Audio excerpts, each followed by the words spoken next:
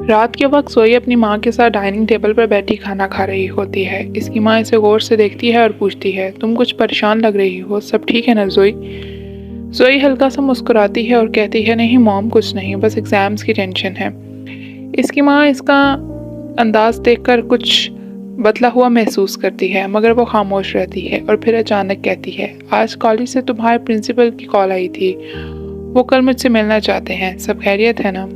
जोई चौंक कर इसकी तरफ देखती है, आपको क्यों बुलाया है, इन्होंने कुछ बताया नहीं?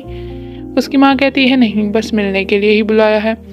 जोई फौरन बात संभालती है, शायद एग्जाम्स के बारे में बात करनी हो, आप ना जाएं, टाइम वेस्ट होगा। मगर इसकी माँ साफ इनकार कर देती है। जोई परेशान हो जाती है, खाना अधूरा छोड़कर उठती है और कहती है, मॉम मुझे नींद आ रही है, कल बात करते हैं। वो अपने कमरे की तरफ चली जाती है, लेकिन उसकी माँ उसे सोचती हुई नज़रों से देखती रहती है। अगली सुबह जोई और इसकी माँ कॉलेज के प्रिंसिपल ऑफिस में खड़े होते हैं। प्रिंसिपल संजीदा लहजे में कहते हैं, अपनी बेटी को समझाएं, ये स्कॉलरशिप पर यहाँ पढ़ रही है, मगर इसने कल जय के साथ लड़ाई करके डिसिप्लिन ख़राब किया है। वो मज़ीद कहते हैं कि ये एक ब्रिलियंट स्टूडेंट है, इसलिए हम इसे आखिरी वार्निंग दे रहे हैं, आइंदा ऐसा हुआ तो हम माफ़ नहीं करेंगे। जोई की माँ हैरत से इसे देखती है और कहती है, मैं इसे समझाऊंगी, आइंदा ऐसा नहीं होगा। बाद में वो जल्दी से जोया से कहती है, मैं शाम को बात करूंगी, अभी मुझे रेस्टोरेंट से देर हो रही है। जोई खामोशी से क्लासरूम में आती है। जोई अपने दोस्तों के साथ बैठा होता है। वो इसे देखकर हंसता है और इसका मजाक उड़ाता है। जोई बगैर कुछ कहे जाकर अपनी सीट पर बैठ जाती है, जबकि क्लास में लेक्चर शुरू हो जाता है। जोई अपनी अगली क्लास में बैठी होती है और वो बेहद परेशान होती है। इसके जहन में बार बार यही सवाल आ रहा होता है कि डिसिप्लिन तो जय ख़राब करता है और बार बार ख़राब करता है, तो फिर डांट इसे ही क्यों पड़ी? वो आहिस्ता से अपनी फ्रेंड की तरफ झुककर ये बात शेयर करती है। इसकी फ्रेंड धीमी आवाज़ में कहती है, तुम्हें नहीं पता, जय का बाप प्रिंसिपल का बहुत क्लोज फ्रेंड है, हो सकता है इसने शिकायत की हो, इसलिए जय को कोई कुछ नहीं कहता। जोई गहरा सांस लेती है और कहती है, इसीलिए सब इससे डरते हैं, क्योंकि सब जानते हैं कि इसे कोई कुछ नहीं कहेगा। इसी दौरान टीचर इन दोनों की बात करते देख लेते हैं और सख्त लहजे में कहते हैं, चुप हो जाओ और लेक्चर पर ध्यान दो। जोई फौरन खामोश हो जाती है, मगर इसका ध्यान अब भी कहीं और होता है। उस दिन जोई सारा दिन गुम रहती है और खिड़की से अपनी क्लासेस से बाहर झांकती रहती है, जैसे वो परेशान हो और कुछ गहरी सोच में हो। शाम के वक्त जब जोई की माँ रेस्टोरेंट से वापस आती है तो जोई लिविंग रूम में बैठी किताबें खोलकर पढ़ रही होती है। दरवाज़ा खुलने की आवाज़ पर वो सर उठाकर देखती है। इसकी माँ इसके पास आकर बैठती है और नरम मगर संजीदा लहजे में कहती है, मुझे सुबह वाली बात के बारे में तुमसे बात करनी है। जोई फौरन सीधी होकर बैठ जाती है। जी मॉम, पूछें। इसकी माँ गहरी नज़र से इसकी देखते हुए कहती है, मैं पूरा वाक़या तुम्हारी ज़ुबान से सुनना चाहती हूँ जोई। जोई कुछ लम्हे खामोश रहती है, फिर आहिस्ता आहिस्ता सब कुछ बताना शुरू करती है। जोई अपनी माँ को बताती है कि कैसे जय कॉलेज में सबको तंग करता है, स्टूडेंट्स को बुली करता है और कोई इसके खिलाफ बोलने की हिम्मत नहीं करता। वो बताती है कि इस दिन भी वो सिर्फ एक स्टूडेंट की मदद के लिए आगे बढ़ी थी, इसने कोई डिसिप्लिन ख़राब नहीं किया था, बल्कि जय पहले भी जोई को भी कई बार तंग कर चुका है। बात करते करते इसकी आवाज़ में दुख और गुस्सा दोनों झलकने लगते हैं। इसकी माँ खामोशी से सब सुनती रहती है और फिर आहिस्ता से इसका हाथ थाम कर कहती है, जोई, मैं तुम्हारी बात समझती हूँ, लेकिन तुम जय से दूर रहने की कोशिश करो। जोई हैरानी से इसकी तरफ देखती है। वो नरमी से मगर फिक्र के साथ कहती है, तुम्हारे एग्जाम्स में अब सिर्फ कुछ दिन बाकी रह गए हैं, इसके बाद वैसे भी तुम्हारा कॉलेज ख़त्म हो जाएगा। मैं नहीं चाहती कि कॉलेज के आखिर पर तुम्हारे साथ कुछ बुरा हो। तुम जानती हो कि मैं इतना बड़ा कॉलेज तुम्हारे लिए अफोर्ड नहीं कर सकती थी।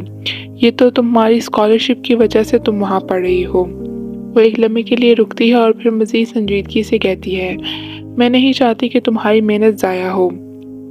जोई खामोश हो जाती है। इसकी आंखों में हल्की सी नमी आ जाती है, मगर वो कुछ नहीं कहती। कमरे में एक खामोशी छा जाती है। एक प्राइवेट क्लब में पार्टी चल रही होती है। लाइट्स, मध्यम डीजे की तेज़ मौसीकी और लोग हंसी मजाक में मसरूफ़ होते हैं। सबके हाथों में ड्रिंक्स हैं और माहौल मुकम्मल तौर पर हंगामा खेज दिखाई दे रहा होता है।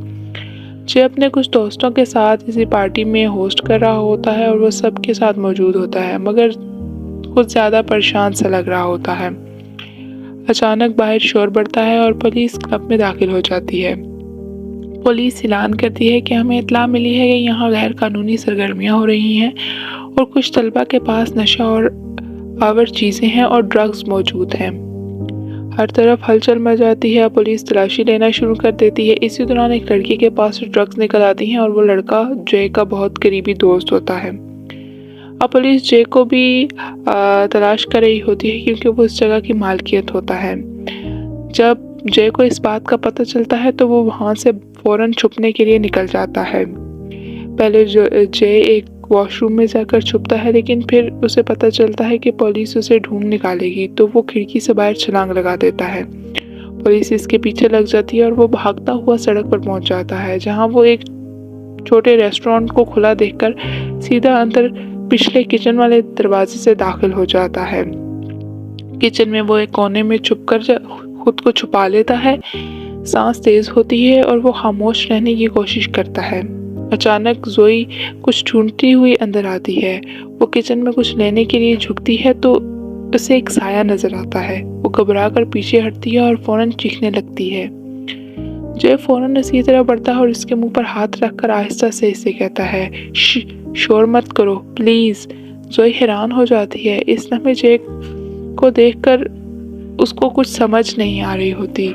जोई फौरन उसे पहचानती है। तुम जय हो, तुम यहाँ क्या कर रहे हो? जय जल्दी से कहता है, प्लीज मेरी बात सुनो, मुझे पुलिस ढूंढ रही है। मेरे पास ड्रग नहीं थी लेकिन मुझ पर इल्जाम लगा है, प्लीज मेरी मदद करो, आई नीड योर हेल्प। इसी वक्त बाय पुलिस रेस्टोरेंट के करीब पहुंच जाती है। पुलिस अंदर आती है, तलाशी लेती है, लेकिन उनको वहां पर जय दिखाई नहीं देता। जोई ने फौरन होशियारी से जय को छुपा लिया होता है। पुलिस वापस चली जाती है।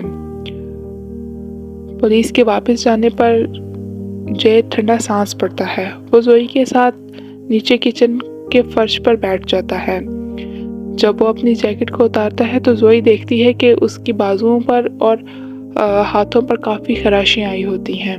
जोई फर्स्ट एड लेकर आती है और उसके जख्मों पर मरहम लगाने लग जाती है। जय इस वक्त थोड़ा सा ड्रंक भी नज़र आ रहा होता है। उसने आज शायद ज़्यादा पी हुई थी। वो इसी कश्मकश में होता है और फर्श पर गिर जाता है। जोई ये सब देखकर बहुत घबरा जाती है। उसे समझ नहीं आ रहा होता कि वो अब इस सिचुएशन को कैसे हैंडल करेगी।